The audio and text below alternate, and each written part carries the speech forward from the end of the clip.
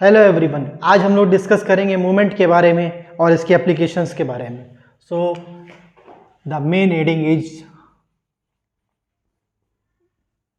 Movement.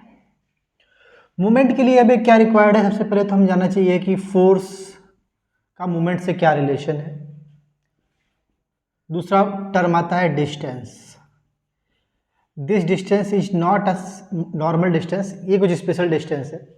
So suppose that कोई एक body है, हम एक रॉड को लेते हैं, इस बॉडी पे हम एक फोर्स प्रोवाइड करते हैं, तो डेफिनेटली ये बॉडी अगर कहीं से हमने फिक्स नहीं किया तो नीचे की ओर मूव कर जाएगी। लेकिन अगर मैं इसको किसी एक पॉइंट के अबाउट फिक्स कर दूं तो इसकी टेंडेंसी होगी ये टर्न करने की, लाइक दिस। सो किसी भी बॉडी की टर्निंग टेंडेंसी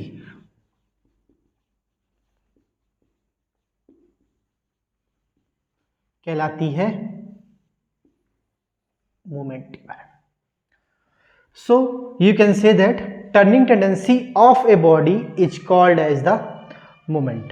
Now movement जो है जनरली डेफिनेशन आपको मिलती है कि movement is the product of force into perpendicular distance. So according to this we can draw some terms and discuss about them. So suppose that हमने एक body consider किया, okay हमने इस बॉडी पे कोई एक फोर्स F प्रोवाइड किया और इस बॉडी को एक पॉइंट के अबाउट फिक्स कर दिया।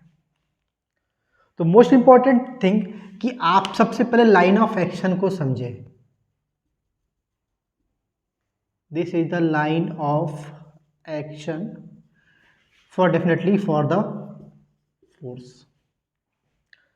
अब इस पॉइंट से परपेंडिकुलर डिस्टेंस बहुत सारी पॉसिबल है, लेकिन लाइन ऑफ एक्शन पर सिर्फ एक ही डिस्टेंस पॉसिबल है, परपेंडिकुलर, और this distance must be shortest distance. एक डी ये भी हो सकता है, एक डी आपका ये भी हो सकता है, एक डी आपका ये भी हो सकता है, सिमिलरली एक डी आपका ये भी हो सकता है। इनफाइनाइट लेंथ पॉसिबल है, लेकिन इन सारी लेंथ में जो सबसे छोटी डिस्टेंस होगी डेफिनेटली वो परपेंडिकुलर होगी और इसको हम लोग डी कहेंगे। सो जिस पॉइंट के अबाउट बॉडी टर्न हो रही होती है उसको बोलते हैं मूवमेंट सेंटर। ये टर्म आपका लाइन ऑफ एक्शन हो गया। और जिस शॉर्टेस्ट डिस्टेंस की हम बात कर रहे हैं, this is the shortest distance and इसको हम लोग बोलते हैं moment arm. So suppose that इस मेरे हैंड को देखिए, अगर मैं इस पॉइंट के अबाउट किसी फोर्स से इसको टर्न करता हूं तो ये मोमेंट सेंटर कहलाएगा। यहाँ से जिस पॉइंट से यहाँ तक की डिस्टेंस होगी that is the moment arm, और जिस लाइन ऑफ एक्शन में फोर्स अप्लाई हो रहा है that is the line of action of force. So value of moment can be write as, M से डिनोट कर सकते हैं इसको, M is equal to the magnitude product of force magnitude that is F into shortest distance D. This में be plus, this में be minus, depending on the sign convention. आप कोई भी स्टैंडर्ड चूज कर सकते हैं। जनरली हम लोग क्लॉकवाइज यानी घड़ी की दिशा में अगर बॉडी मूव कर रही है तो इसको बोलते हैं क्लॉकवाइज या उसको हम लेते हैं पॉजिटिव। अगर एंटी क्लॉकवाइज लेते हैं तो ये हमारा हो जाता है negative.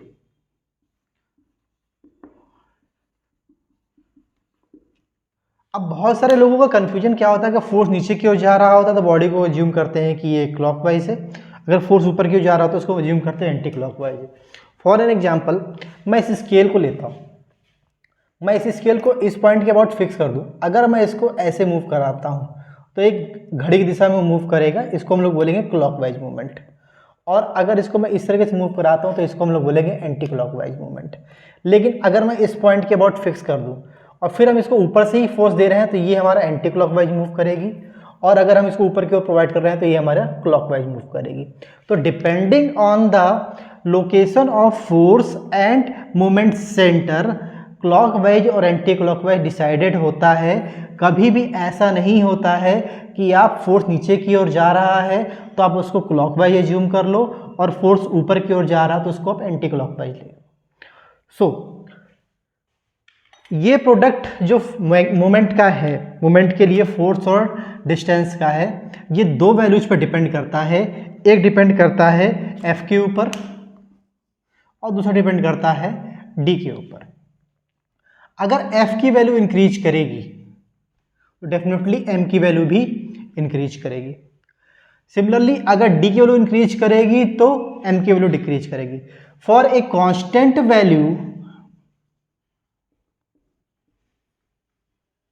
of m, if f increases then definitely d आपका डिक्रीज हो जाएगा। इसका रिवर्स करते हैं। आपने कभी डोर पे देखा होगा घर पे। सो सपोज दैट एक ही आपका डोर है, हमेशा नॉब हैंडल यहाँ पर लगाया जाता है अगर हम इस लोकेशन को आपको फिक्स करते हैं तो होता क्या है कि डिस्टेंस यहाँ पे हाईएस्ट मिलती है और आप फोर्स प्रोवाइड करते हो यहाँ से, तो हमें जो पॉसिबल मैक्सिमम पॉसिबल डिस्टेंस है वो यहाँ से मिलेगी, हम इजीली खोल सकते हैं। कभी आप अगर यहाँ से फोर्स प्रोवाइड करें तो देखिए क्या मूवमेंट पॉसिबल है, आपको बहुत ज़्यादा फोर्स देना पड़ेगा क्योंकि डी की वैल्यू आपकी बहुत कम हो जाती है। ओके, तो इसीलिए हमेशा डी आपका बहुत ज़्यादा होना चाहिए एफ के रिस्पेक्ट में, और जितना ज़्यादा डी होगा उतना ही कम आपका एफ अप्लाई होगा for a constant value of turning tendency. और अगर एफ कम होगा तो एफर्ट्स भी आपके उतने ही कम लगेंगे। इसलिए आपने देखा होगा कि जब व्हील में हमें स्क्रू खोलना होता है तो इसमें कुछ एक एल शेप का एक रॉड होती है जिसमें ये लेंथ आपकी बहुत ज़्यादा होती है। इसको इसमें करते हैं और वो पर्सन जो है उसमें से फोर्स लगाता है तो उसको फोर्स की वैल्यू कम देनी पड़ती है अगर स्क्रू आपको अगर हैंडल से आपको ओपन करना हो तो, लाइक दिस। सो ये आपका मोमेंट होता है। Moment is a turning tendency of a force about a fix point and its value is the product of force magnitude and shortest distance between the fixed point and line of action of the force. Now we will go to discuss about the next point, a category of movement that is couple.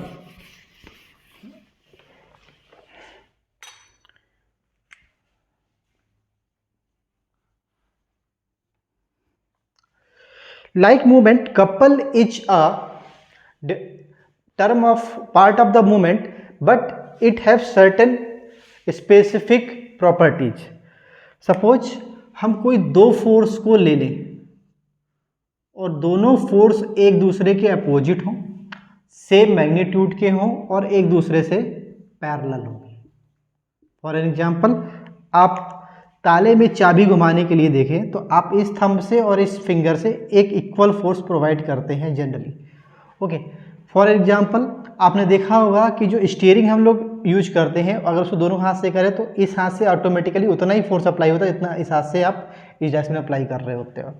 Again आपने देखा होगा जो लस्सी बनाने वाली मथनी होती है उसमें रस्सी कुछ इस तरीके से होती है, एक जिस हाथ से इस हाथ से फोर्स दे उतना यहाँ से इधर से अप्लाई कर रहे थे अपोजिट डायरेक्शन में।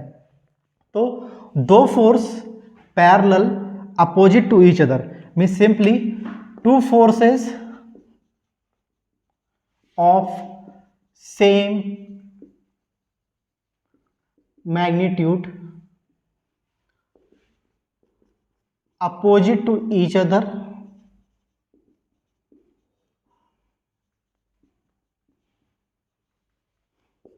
and parallel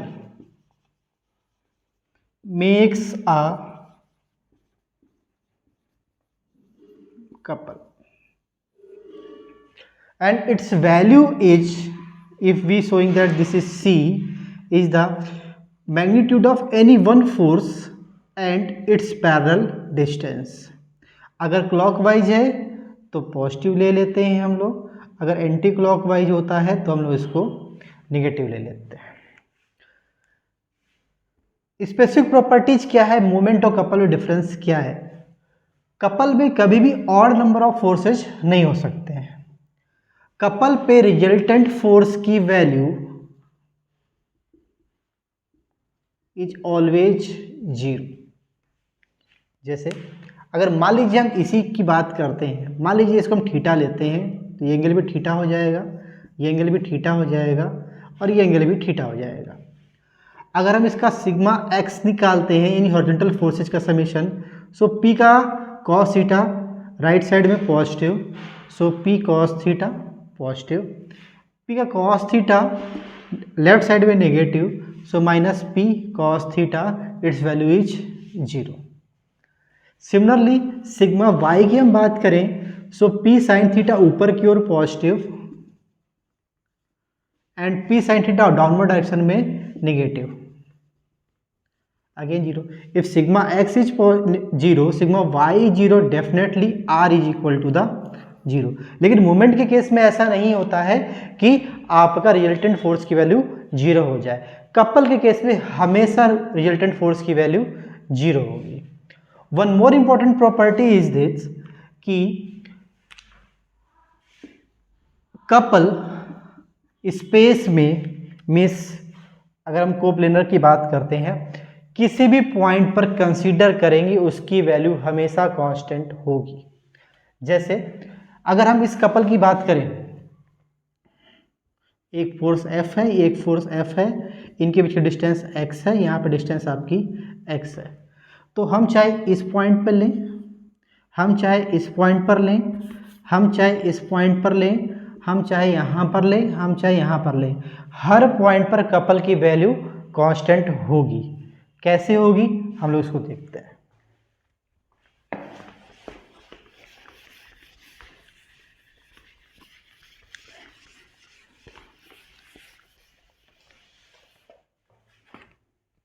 suppose we have taken two forces, one is P, second is again P, and a parallel distance between these two forces are x.